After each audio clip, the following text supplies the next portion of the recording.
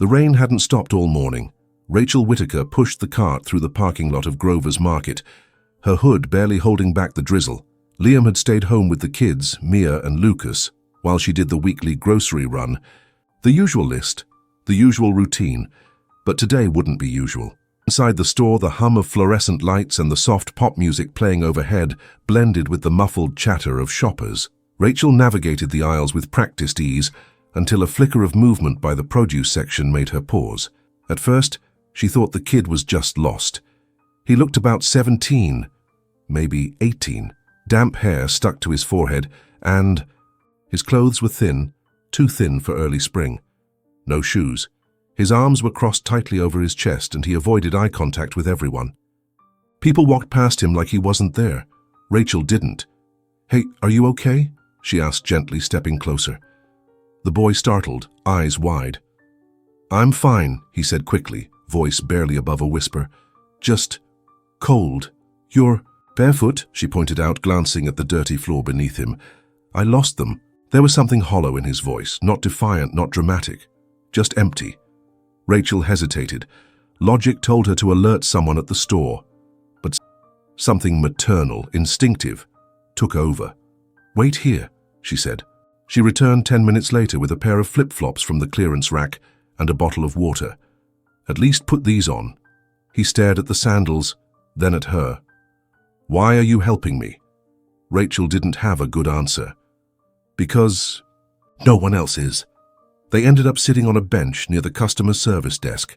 His name was Noah Jensen, and he'd been sleeping behind a gas station for the past 3 nights.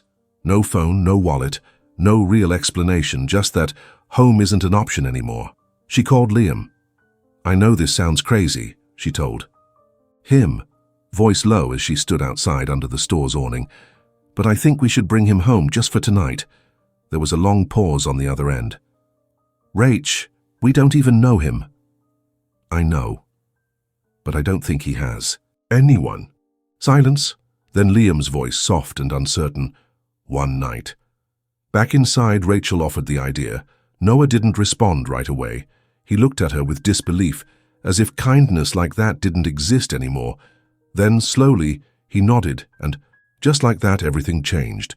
The house smelled like cinnamon and fresh laundry, a contrast so sharp it made Noah blink twice as he stepped inside. Rachel led the way, motioning for him to leave his wet clothes by the door. Liam stood near the staircase, arms crossed, watching with cautious eyes. "Hey," Liam said simply. Noah nodded. "Thanks all for letting me in." Liam didn't answer. He just moved aside, giving him space to pass.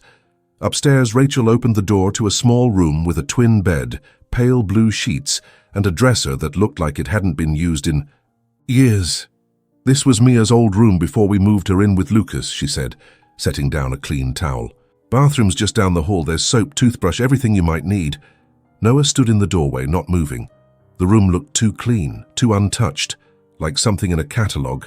He didn't step inside. "You're not in trouble here," Rachel added softly, sensing his hesitation. "I haven't slept in a bed in a while." "You will tonight." Downstairs, Liam waited in the kitchen. "This could backfire," he said as Rachel joined him. "What do we even know about him?" "I know what I saw," she replied. "He didn't ask for anything. He looked invisible." Liam sighed, glancing toward the ceiling. "One night. That's it." But even he didn't fully believe that anymore. That night, Noah stood under the hot water for nearly 20 minutes. His skin turned red from the heat, but he didn't care. He scrubbed until the dirt from his fingernails was gone, until the dried blood on his ankle, from God knows where, vanished down the drain. In the bedroom, he changed into the clothes Rachel had left, Liam's old sweatpants and a faded hoodie. They smelled like detergent and something unfamiliar. Safety. He lay on the bed stiffly, staring at the ceiling fan. It spun in slow, lazy circles. Downstairs, Rachel and Liam sat on the couch, watching a documentary. Neither of them could focus. Every little sound from upstairs made Liam twitch. "You locked the bedroom doors?" he asked. Rachel frowned. "He's a kid, not a criminal. I'm not taking chances. The kids are asleep and safe." Neither of them said it out loud, but they both knew. This wasn't going to be just one night. Upstairs, Noah closed his eyes, but he didn't sleep. The silence was too strange. The absence of sirens, cold concrete, or distant arguments felt unreal. Somewhere deep in his chest, the fear didn't leave. He kept waiting for someone to wake him up, to tell him this kindness was a mistake. But no one came. The smell of scrambled eggs and toasted bagels drifted through the Whitaker house as the sun peeked through the blinds. Saturday mornings were usually loud and chaotic, cartoons on in the background, Mia begging for more syrup, Lucas forgetting to put on socks. But this morning was different. Rachel moved through the kitchen quietly. She had woken early, checked on Noah. He was still asleep, curled up in the same exact position he'd been in hours earlier, and now she was preparing enough food for 5. Liam entered, rubbing his eyes, glancing at the kitchen clock. "He's still up there?" Rachel nodded. "Didn't move once." The sound of small footsteps came next. Mom, Mia, 6, with curly hair that stuck out in every direction, came running in. "Why are you making so much food?" Lucas, 9, followed close behind, already suspicious. "Is someone coming over?" Rachel exchanged a glance with Liam. Then, before either of them could answer, the stairs creaked. Noah appeared in the hallway, hoodie sleeves pulled down over his hands, eyes scanning the room like it might vanish any second. The moment the kids saw him, they froze. Lucas stepped back. Mia tilted her head. "Who's that?" Rachel smiled gently. "This is Noah. He's going to stay with us for a little." While Lucas's brows pulled together. "Why?" Before Rachel could answer, Noah spoke quietly. "I didn't have anywhere else to go." The kids looked at their parents, then back at Noah. The silence felt longer than it was. "You look tired," Mia said matter-of-factly, like only a child could. "I am," Noah replied, a little smile tugging at his lips. It was the first sign of warmth they'd seen from him. Rachel set the plates down. "Let's all eat, okay?" They sat, Noah at the end of the table, across from Liam, beside the kids. Rachel watched closely as he picked at his food, careful, like it might be taken away if he ate too fast. Lucas kept staring. "So, where are your parents?" he finally asked. "Lucas," Liam warned. "No, it's okay," Noah said, putting down his fork. He didn't look at anyone. "They're not around." "They're dead?" "No, just gone." The table went quiet again. Rachel reached over and gently changed the subject, asking Mia about school and Lucas about his upcoming soccer game. Slowly the air began to loosen, and the kids, especially Mia, started to relax. By the end of breakfast, she was showing Noah her glittery bracelet and asking if he liked dogs. Noah nodded. "Yeah, I like dogs." After the meal, as Rachel cleared the plates, Liam pulled her aside. "We can't do this much longer. He hasn't done anything wrong." "That's not the point.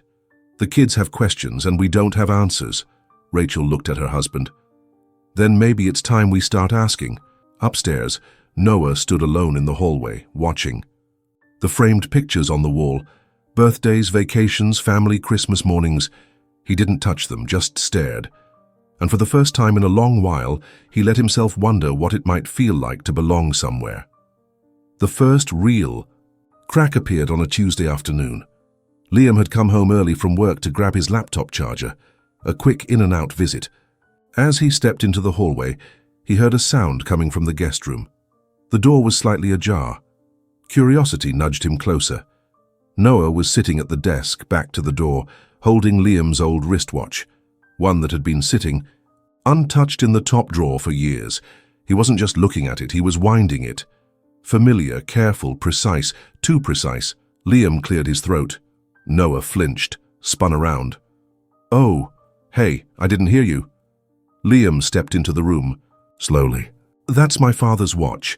I thought I lost it a while ago." Noah placed it down immediately. "I was just... sorry.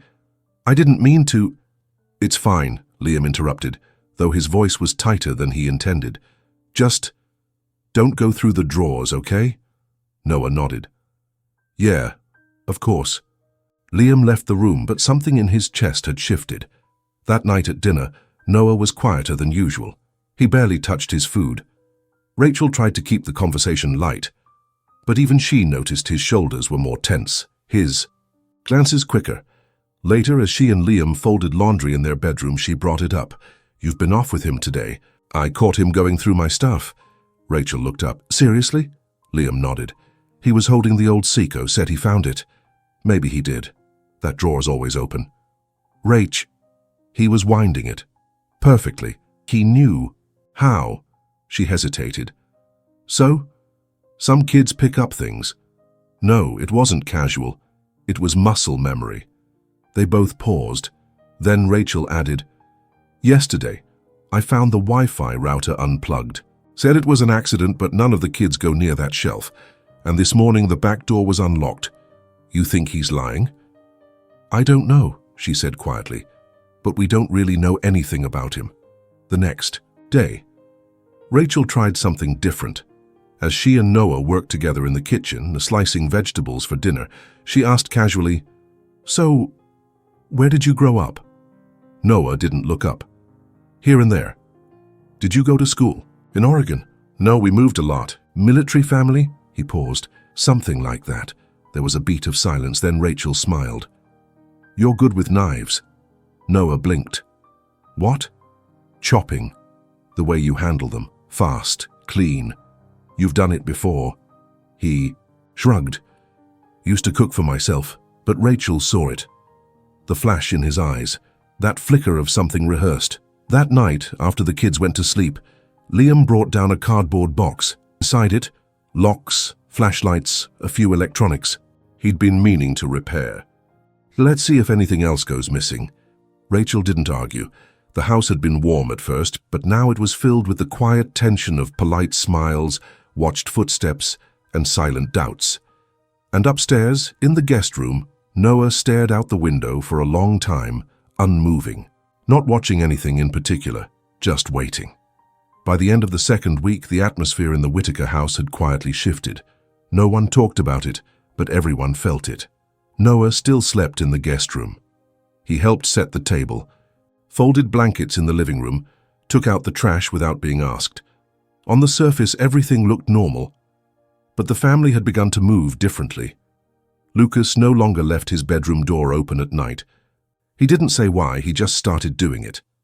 Mia, who had grown attached to Noah, asking him to help her with puzzles or watch cartoons, was now told gently but firmly, "Not now, sweetie," whenever she tried to follow him upstairs. Liam started locking the garage every evening. He also checked the windows before going to bed, twice. Rachel stopped asking Noah personal questions. Every answer he gave felt wrapped in fog, and pressing too hard only made him pull further away. No one said, "We don't trust you," but Noah felt it. One afternoon, Rachel arrived home from picking up Mia and found Noah sitting alone on the back steps, hoodie up, knees drawn in, staring at nothing. "You okay?" she asked. He nodded. "Just needed air."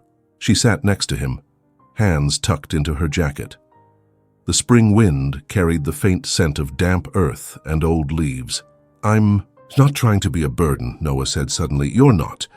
He looked at her, skeptical. Rachel hesitated, then, "We're adjusting. It's a lot for all of us." He nodded, jaw tight. "You don't have to explain everything," she added. "Good," he replied quietly. "Because some things I don't know how to explain." Later that night after dinner, Liam pulled Rachel aside. "I found my old tool set in Noah's room." Rachel blinked. "Why would he take that?" "I don't know. It was tucked under the bed." "Did you confront him?" "No, not yet. Maybe he just wanted to fix something." Liam didn't answer. They both knew what this was. Not theft, not malice, just secrecy. Quiet moves that chipped away at the trust they were trying to build. The next morning, Rachel set one rule out loud over breakfast. "No locked doors during the day," she said, pouring juice. Noah looked up slowly. "Okay." Lucas raised an eyebrow. "Why?" "Because it's polite," she replied, her tone too even. No one questioned it. But in that moment, something changed. The illusion that they were all just one big temporary family shattered a little. They weren't equals. Not really. Noah was a guest, with boundaries, with rules, unspoken before. Now official, and still, no one truly knew who he was. It was a quiet Sunday morning. Rain tapped gently against the windows, and the house carried the lazy rhythm of a family trying to stretch the weekend just a little longer. Rachel was folding laundry upstairs. Liam was fixing the cabinet hinge in the kitchen. The kids were watching cartoons, feet dangling from the couch. Noah was in the backyard, hood up, kicking a deflated soccer ball across the wet grass. Then the doorbell rang. A single chime, sharp. Unexpected. Rachel peeked out the bedroom window. A man stood on the porch, early 30s maybe, thin, wiry. Jacket zipped to the neck. His eyes scanned the street before settling on the front door. Something about him made her chest tighten. Liam opened the door partway.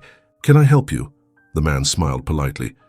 "Yeah, actually, I'm looking for someone. He might be staying here. Goes by Noah Jensen." Liam didn't respond. "I'm not a cop," the man added quickly, raising both hands. "I've been looking for him for a while." Rachel had come downstairs by then, standing just behind her husband. She saw the look on Noah's face through the back door window. Frozen mid-step, staring toward the house like he already knew. "Who are you?" Liam asked. "My name's Marcus. I used to be in a group home with him, back in Idaho." Rachel stepped forward. "What do you want with him?" "I just want to talk to him, that's all." Liam looked over his shoulder, then back at the man. "He's not available right now." Marcus's smile faltered. "He okay?" Rachel glanced back, but Noah was gone. The backyard was empty.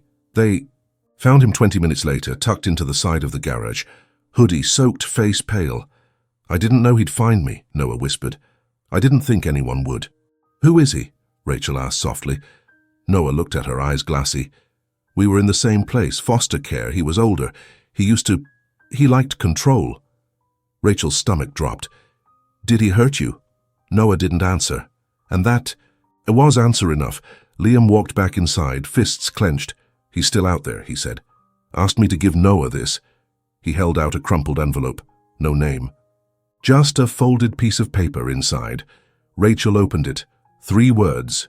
"We need to talk." That night, Noah stayed in his room with the door shut. No one forced it open.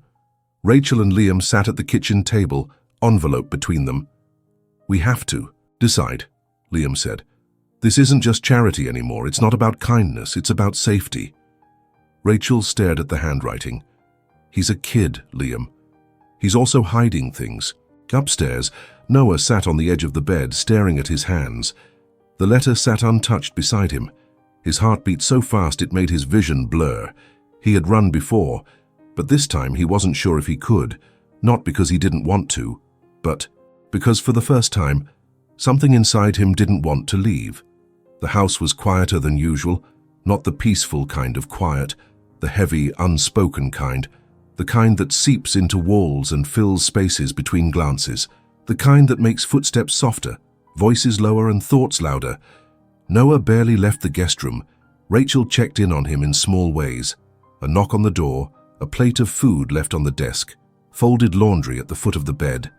He said, "Thank you, but nothing more." The kids noticed. Even Mia stopped asking where he was. At dinner, Liam finally broke the silence. "We need to talk." The kids had already eaten.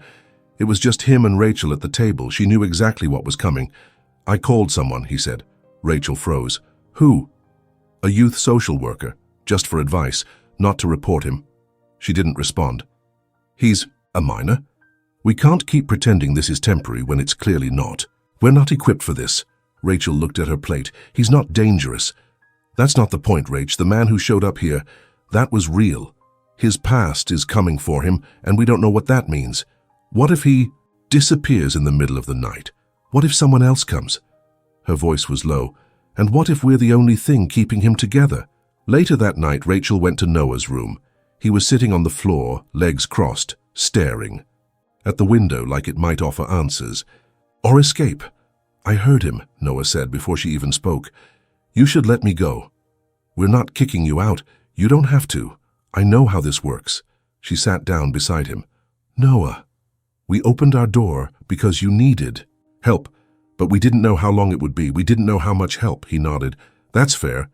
Rachel looked at him, must really looked. He was still just a boy. Worn down, yes, but not lost beyond saving. "Do you want to stay?" she asked. He didn't answer right away. Then, "Yes," her voice broke. "Then help us understand you. Really." Noah closed his eyes. "I ran away from a group home in Boise. I wasn't supposed to leave. There was an incident, not with me, with someone else. But I saw what happened. I couldn't stay after that. I didn't trust the people running the Yee place. And I didn't want to be next." Rachel's chest tightened. "I haven't hurt anyone. I've stolen food, sure, slept in parks, lied. But not about who I am. Just about where I came from." She didn't move. Just stayed beside him. The next morning, Liam stood by the kitchen sink, coffee in hand. Rachel entered slowly. "He wants to stay," she said. Liam rubbed his forehead. "And you believe him?" "I do." He didn't say anything for a long time.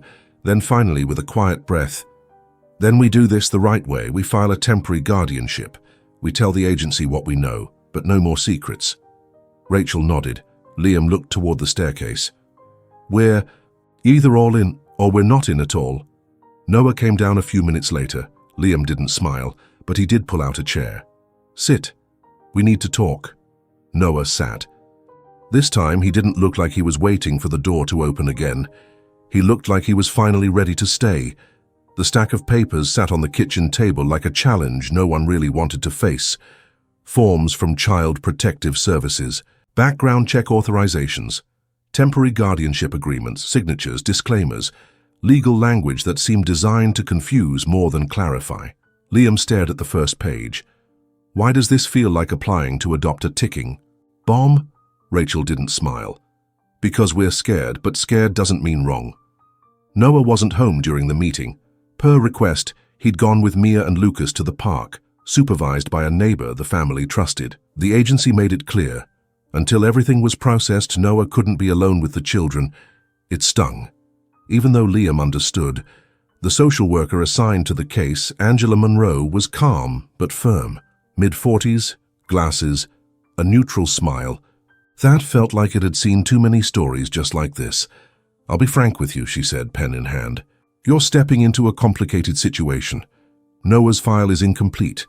There's evidence of neglect in his previous placements. No current criminal record, but a history of flight and behavioral instability."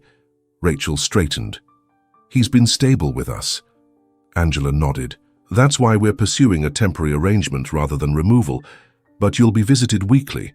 And if anything happens, any incident, we'll have to reevaluate." Liam signed first, then Rachel. When Noah returned that afternoon, Rachel met him at the door with something between a smile and a warning. "It's official, ma, for now. You're with us under state observation." Noah blinked. "So, I'm like a foster kid now. More like a house guest with homework." She handed him a schedule. Weekly check-ins with Angela, a requirement to finish enrollment in an online GED program, basic chores. Therapy once available. Noah's hands trembled slightly as he held the paper. "I've never done any of this." "You will." That night, during dinner, the kids asked what was happening. Rachel chose honesty. "Noah is going to stay with Gus for a while, but that means we have to follow some rules, for his safety and ours." Lucas looked unsure. "Is he in trouble?" "No," Liam said firmly. "He's trying to do things right." Mia, as usual, saw through it all. "He's scared," she said quietly. No one disagreed. Later, Noah sat on the edge of his bed, reading through the forms Angela had left for him to sign. He paused at one line. "Temporary care does not guarantee permanent placement." He swallowed. Hard. Rachel appeared at the door. "Need help with anything?" Noah shook his head but didn't look up. "Do you think I'm a mistake?" She stepped into the room. "No, but the system does." He finally met her eyes. "We're not the system," she said. In the hallway, Liam stood in silence, listening. And for the first time since Noah arrived, he realized he wanted this to work, even if it meant more paperwork, even if it meant more risk. It started with a phone call. Rachel was picking up groceries when her phone rang. It was Angela, the caseworker. "We need to talk, it's about Noah."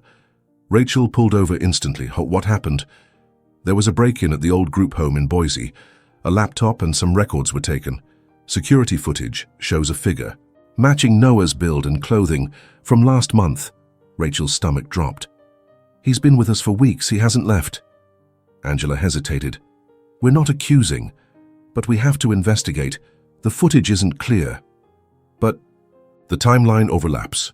Rachel hung up without saying goodbye. When she got home, Noah was in the backyard with Mia, helping her build a cardboard rocket ship. The sun was low, painting long shadows across the lawn. Rachel stood at the window, watching him laugh, genuinely. Carefully, like someone learning what it means to feel normal. She didn't know how to ask the question. Liam did. That evening, after the kids went to bed, he sat across from Noah at the kitchen table. There was a break-in at your old group. Home, he said calmly. A laptop was stolen. They think it might have been you. Noah didn't flinch. Then, slowly, it was. Rachel froze. I went back before I met you, he said. I knew where they kept the complaint records. I wanted proof. I wanted something to show what they were doing in there, but I panicked, took more than I needed, and I ran. Liam's voice was tight. Why didn't you tell us? I thought if I told the truth, you'd send me back. Rachel sat down beside him. And now? He looked at her, broken. I don't want to run anymore. Angela came the next morning. Earlier than scheduled, she sat in the living room with her folder, her pen, her professional smile. Noah confessed everything. No excuses, just facts. What he took, why, where it is now. Angela listened. She didn't judge, but she didn't comfort either. This changes things, she said carefully. There could be legal consequences, and the state may reevaluate your placement here. Noah nodded. I understand. After she left, silence took over the house. That night, Liam sat outside, with Rachel both staring at the dark sky. He didn't lie to hurt us, she said. He lied because he was trying to survive. Liam rubbed his face. I know. Do you still want him here? He didn't answer right away. Then, I don't want this to break him. Rachel leaned into his shoulder. Then we fight for him, she said. Whatever happens next, we fight. Upstairs, Noah packed a small backpack, just in case, but he left it by the door. For the first time in years, he wasn't sure what scared him more, leaving or staying. The letter arrived on a Thursday afternoon. Plain. Envelope. State seal. Rachel stood in the doorway holding it for a long time before she opened it. Subject, Review of Temporary Placement, Noah Jensen. The final hearing was set. 10 days. That's all they had left to prove Noah belonged there. Angela returned that weekend to explain the process. There will be a panel, a judge, your testimonies, his. The evidence from the group home break-in may weigh against him. Liam asked what the outcome could be. If the panel believes the risk is too high, she said, he'll be placed in a new facility, higher supervision, far from here. Rachel clenched her jaw. And if we want to keep him, then you'll have to make a case stronger than his past. Noah didn't speak during the meeting. He just sat quietly, hands folded, eyes down. The following days were filled with tension. Rachel gathered school records, character letters from neighbors. Liam contacted an old lawyer friend to help them understand their rights, and Noah started cleaning. Not out of guilt, out of grief. He folded towels no one asked him to. Repaired. A broken drawer in the kids' room, watered plants that were already dying. Lucas noticed first. You think you're leaving, he said one night, standing in Noah's doorway. Noah nodded. It's better for everyone. Lucas shook his head. Not for us. Then he left a Lego figure on the desk, a silent offering, the kind kids use when they can't say how they feel. The day of the hearing arrived. The courtroom was small, neutral walls, a judge with reading glasses, Angela to one side. Noah in a borrowed blazer, 2 sizes too big. Rachel and Liam sat behind. Him testimonies were short, direct. The judge asked Noah to speak last. He stood, hands shaking slightly. I know I made mistakes. I broke into a place I wasn't supposed to because I wanted proof that what happened to kids like me wasn't okay. I didn't do it to steal. I did it because I was scared no one would believe me. He paused. I don't expect to be trusted. I've learned not to expect much, but this is the first place that felt like more than a place to sleep. He turned to Rachel and Liam briefly. I don't want to ruin what they gave me. I just want a chance to earn it. Silence. Then the judge spoke. The decision arrived by mail 3 days later. Rachel tore it open in the kitchen. Liam stood behind her, arms crossed, not breathing. The court supports the continuation of placement under temporary guardianship, with transition toward permanent foster care pending behavioral monitoring. Rachel dropped the letter and covered her mouth. Liam exhaled. Upstairs, Noah heard footsteps racing up. Rachel burst in and held out the letter. He read it once, then again. He didn't smile. Not right away. He just sat down on the floor, back against the bed, and let the weight fall off his chest for the first time in years. That night, they ate dinner like a real family, not pretending, not avoiding. Mia insisted on a toast, with orange juice. 2, Noah, she said, because he didn't leave. Noah looked around the table, at Liam, quieter but watching, at Rachel, beaming, at the kids, full of sugar and trust. He raised his glass to staying.